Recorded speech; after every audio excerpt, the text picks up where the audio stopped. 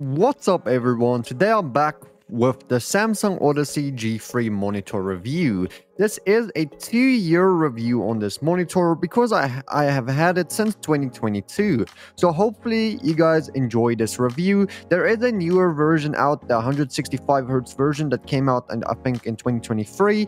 This 144Hz monitor came out in 2021. So if you guys have this particular model, this video is for you. The new one isn't really all that much different, so you guys can enjoy this video.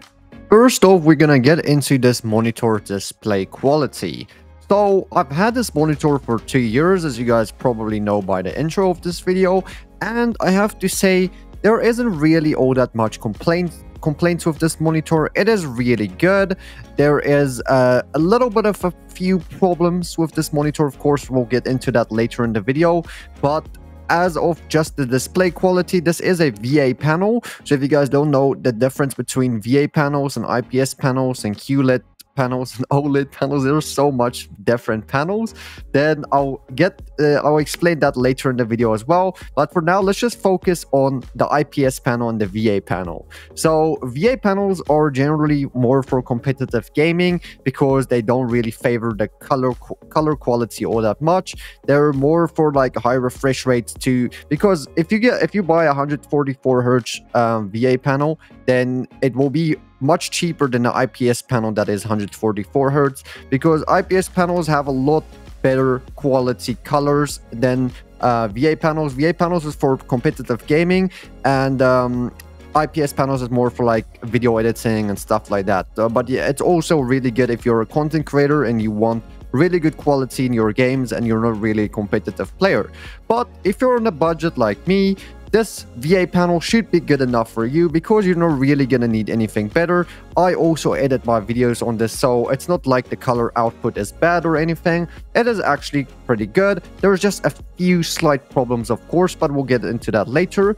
And yeah, as of the refresh rate or ghosting, there isn't really all that much ghosting. Some people have reported there is a little bit of ghosting for them, but honestly guys, I really can't see any ghosting of my eye, so I don't really think it's gonna, if there is some ghosting, you're not gonna be able to see it. So yeah, just keep in mind this is a budget monitor, so of course there's gonna be a little bit of flaws.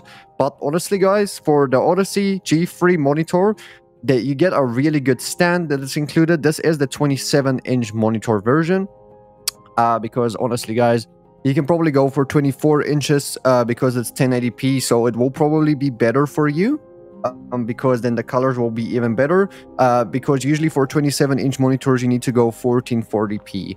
But like me, I don't really care. I'm just gonna go for 27-inch 1080p just because, guys, 24-inch monitors are so small. So yeah, sure, if you have a small desk setup, go for 24-inch monitors.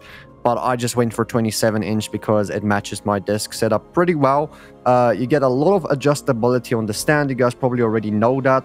You can kind of tilt the monitor, you can turn it, stuff like that. But yeah, this is kind of just like a 2-year update, not really a unboxing type of review. So let me get into the different part if this monitor is worth buying or not.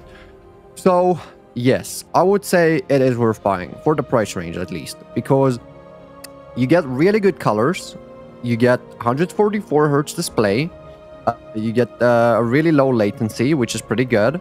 I think it's like 1 ms or something, guys. I think that's the latency, probably 5 ms, maybe I could be mistaken, but it's not really a big difference between the two. And yeah, the only problem I have with this monitor though is sometimes when it kind of displays yellow or white, I have to say. Yeah, you guys can see as a really good example on a YouTube. If you go on YouTube on light mode, you can see the difference if you look at the VA panel, and then I'm gonna move it all the way over to the IPS panel. That's my laptop display. There you can see it is a little bit clearer. It kind of displays it a little bit cleaner basically.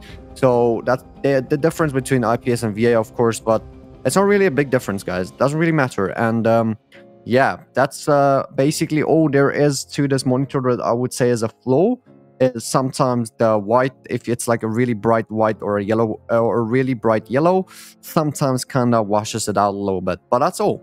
That's literally it, guys. So it's not really a big difference. It didn't really affect any of my daily tasks like video editing, YouTube videos, or what is the other thing, gaming. Doesn't really affect any of those stuff. So yeah, I would say this monitor is worth it.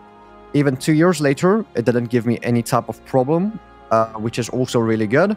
I mean, if you have a tech item for 2 years and longer and it's still not making any problems, what more can you ask for, right? So yeah, I also want to show you guys the display quality on this monitor.